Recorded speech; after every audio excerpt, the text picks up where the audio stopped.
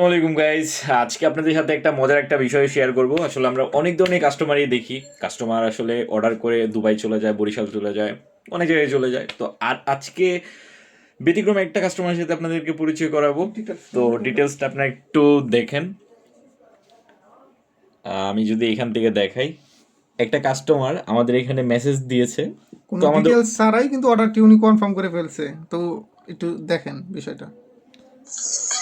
আসসালামু আলাইকুম 019309937757।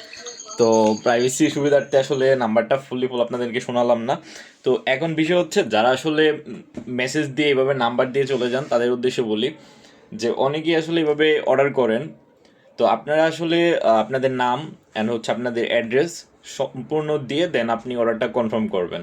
তা না হলে আসলে দেখা যাচ্ছে যে আমাদের অর্ডারটা আমরা অনেক সময় আমরা দেখা যাচ্ছে যে কনফার্ম করতে পারি না। তো যারা আসলে অর্ডার করবেন অবশ্যই আপনাদের ফুল ডিটেলস দিয়ে অর্ডারটা সাবমিট করবেন।